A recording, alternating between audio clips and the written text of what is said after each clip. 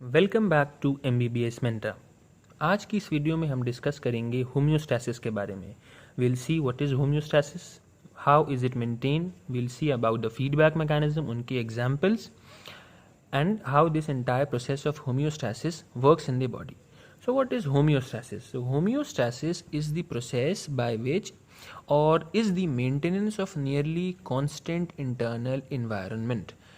यानी होम्योस्टैसिस वो प्रोसेस है कि जिसके ज़रिए हमारी बॉडी के अंदर की जो इंटरनल कंडीशंस हैं वो अपनी नॉर्मल लिमिट्स में रहती हैं।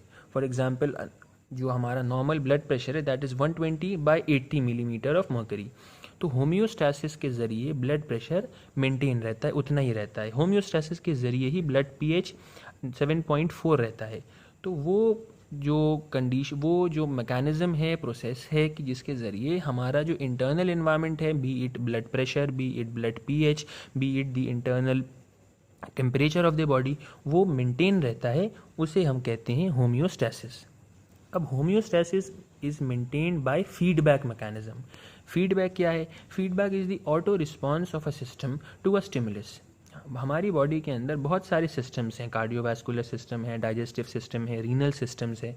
तो ये सारे सिस्टम्स जो हैं इन सब में फीडबैक मैकेनिज्म है कि जिसके ज़रिए इनको पता चलता है कि अगर कोई एक वैल्यू है ये बढ़ गई है या घट गई है, तो वो डायरेक्ट द इंक्रीज और डिक्रीज वैल्यू डायरेक्ट करती है होम्योस्टैटिक मैकेनिज्म को कि जिससे वो उसे वापस नॉर्मल में रिस्टोर कर सकें। अब फीडबैक मैकेनिज्म जो है, फीडबैक है, उसके कंपोनेंट्स होते हैं। एक है सेट पॉइंट वैल्यू, फिर sensors, comparators and effectors. Cardiovascular system के एग्जाम्पल से समझते हैं। ब्लड प्रेशर का एग्जाम्पल लेते हैं। Normal value of blood pressure is 120/80 millimetre of mercury.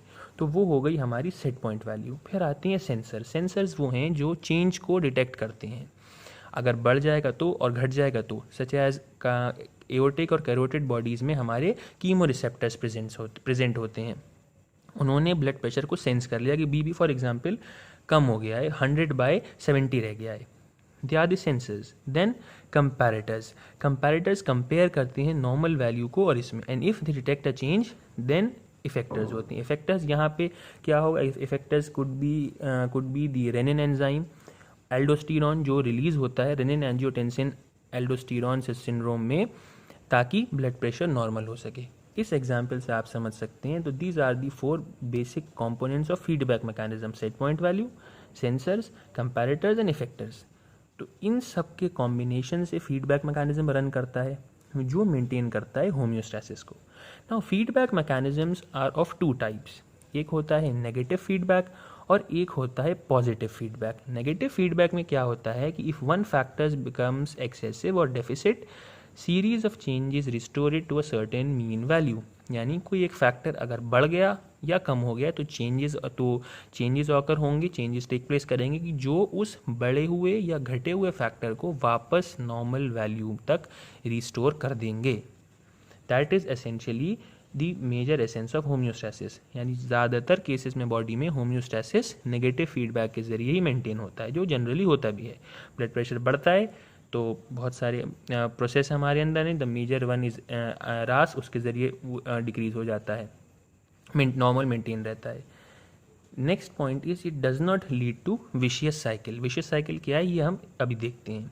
तो ये था नेगेटिव फीडबैक में। Next other one is positive feedback. इसमें क्या होता है? Initiating stimulus causes more of the same. कोई स्टिमुलस अगर होगा तो चेंजेस टेक प्लेस करेंगे जो उस स्टिमुलस को फर्दर इंटेंसिफाई करते रहेंगे। तो इसमें कंडीशन तो ये है कि नॉर्मल वैल्यू तक पहुंचाएंगे नहीं, बल्कि उसे और इंक्रीज करते रहेंगे, उसे और एग्जैजरेट करते रहेंगे। तो इसी वजह से it is less useful and it leads to vicious cycle and death. वो कैसे करता है वो हम अभी देखते हैं। पहले हम देखते हैं नेगेटिव फीडबैक मैकेनिज्म को। नेगेटिव फीडबैक मैकेनिज्म को देखते हैं प्लाज्मा कार्बन डाइऑक्साइड कंसंट्रेशन के एग्जांपल से। PCO2 प्लाज्मा कार्बन डाइऑक्साइड का पार्शियल प्रेशर ECF में बढ़ा, चेंजेस गए, डिटेक्ट किया सेंसर्स ने, कंपेयर किया कि बढ़ा हुआ है। Positive response to respiratory centre, respiratory centre को पॉजिटिव रिस्पॉन्स गया, वहाँ से रेट ऑफ वेंटिलेशन बढ़ गया। रेट ऑफ वेंटिलेशन बढ़ा तो जाहिर है CO2 एलिमिनेशन ज़्यादा हुई, PCO2 लेवल्स फॉल हो गए, होम्योस्टैसिस इज अचीव्ड। ये था नेगेटिव फीडबैक का क्लासिक एग्जाम्पल, और जो बाकी जगह भी होता है।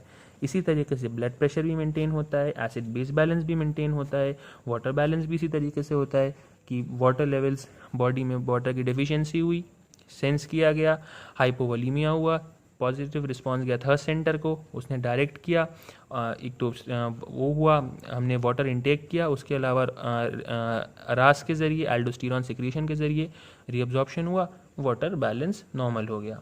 इसी तरीके से electrolyte balance. Now the point of interest is positive feedback mechanism. Positive feedback mechanism में ये होता है कि कोई स्टिमुलस है तो दैट इज़ फर्दर एग्जैजरेटेड, बढ़ता ही बढ़ता है, कम नहीं होता, and it leads to vicious cycle. कैसे? फॉर एग्जाम्पल एक्सीडेंट हुआ, एक्सीडेंट में क्या हुआ, एक्सीडेंट होने के बाद ब्लड लॉस हुआ, हैमरेज हुआ, 2 लीटर ब्लड पर्सन का निकला, वहाँ से कार्डियक पंप डिक्रीज हुआ, क्योंकि ब्लड लॉस हुआ तो ब्लड की वॉल्यूम कम हुई, कार्डियक पंप डिक्रीज हुआ, ब्लड प्रेशर फर्दर डिक्रीज हुआ। अब यहाँ ब्लड प्रेशर डिक्रीज होगा तो blood flow to heart muscle कम होगा, heart becomes weak. Now instead of restoring it to the normal value, यहाँ यही वाली साइकिल दोबारा रिपीट होगी, कार्डियक पंप फर्दर डिक्रीज होगा, ब्लड प्रेशर फर्दर डिक्रीज होगा, and heart becomes more weak, यहाँ तक कि the person goes into the state of coma और eventually dies.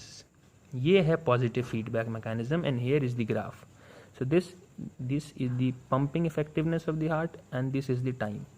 Normally pumping effectiveness 5 थी, यहाँ उसका एक्सीडेंट हुआ, यहाँ नाउ विथ टाइम और ज़्यादा ब्लड लॉस होता रहा, इवेंचुअली डेथ हो गई। होना क्या था?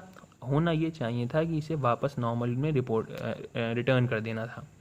तो ये तो हो गया आपका नेगेटिव फीडबैक मैकेनिज्म और ये हो गया पॉजिटिव फीडबैक मैकेनिज्म, और ये है vicious cycle.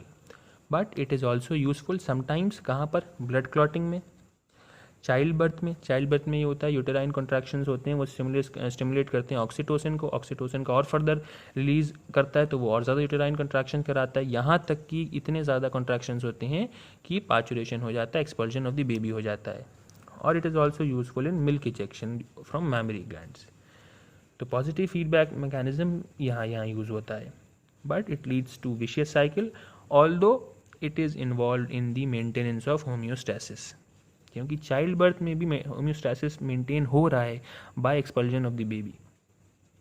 So that was all about homeostasis, the 2 feedback mechanism and how homeostasis is maintained. Hope you understood the video. In case there is any query, you can always ask us in the comment section.